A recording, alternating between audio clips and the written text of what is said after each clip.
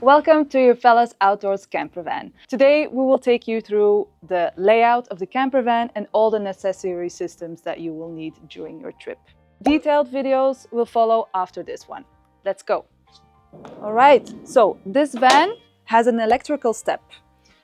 This button right here will make sure that the step comes out. Clean or wipe off the dust from the electrical step, otherwise it will block. Fresh water is filled from outside using the key attached to your vehicle key. Gray water is emptied at designated service points using the square key near the driver's seats. Inside the van, you have lots of storage space.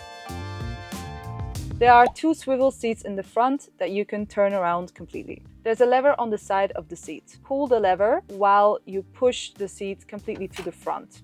Make sure you do this, otherwise you will touch the handbrake and the handbrake can break. Dining table can be adjusted to more to the front or more to the back. Our kitchen runs on gas, so if you would like to use the kitchen, there's a little knob that you have to press until you hear a click, and then you have to turn the button until the fire comes out. After cooking, always cover the cooking stove with the glass so it's protected also while driving. After cooking, make sure you ventilate by opening a window. The fridge has 84 liters of space. It's very spacious, and there's also a freezer compartment. To turn on the fridge, press the button until the light blue switches on. To change the level, move with your finger along the bars until you set it to the right temperature. Mostly 2 bars are fine. Turn on night mode.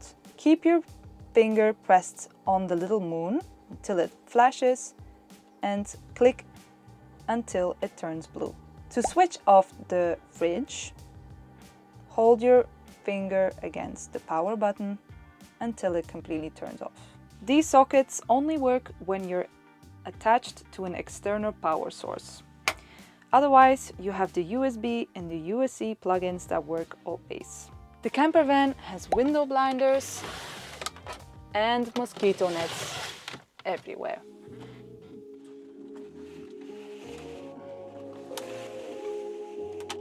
The bathroom includes a toilet, sink, mirror, and indoor shower. To shower, pull out the shower hose and place it in the holder above. Then use the shower curtain to keep everything dry. There's enough storage for toiletries and a fold-down bar for drying towels.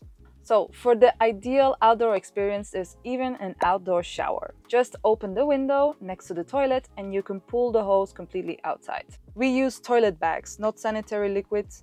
1 bag per empty cassette is sufficient. Before use, open the toilet valve using the gray lever. The indicator next to the toilet shows green when empty and red when it needs emptying. The toilet cassette is accessed from the driver's side, near the bathroom. Release it using the lever, turn the spout outwards, remove the ventilation cap and empty it only at designated disposal points, such as campsites or service stations. Above the stove, you'll find the main control panel in the van. Now the electricity is turned on.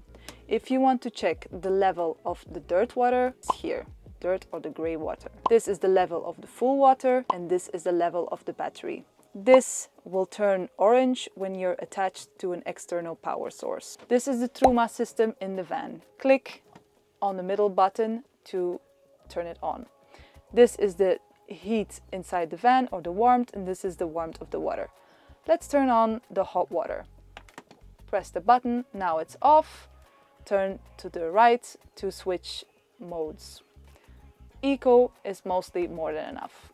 Click again to turn it on, and now your hot water is on. To switch on the warmth in the van, turn to the left, click, install the temperature, click to activate, and then the hot air is turned on. You see these 2 icons switching on whenever it's active. All electricity and water only runs when the power is switched on.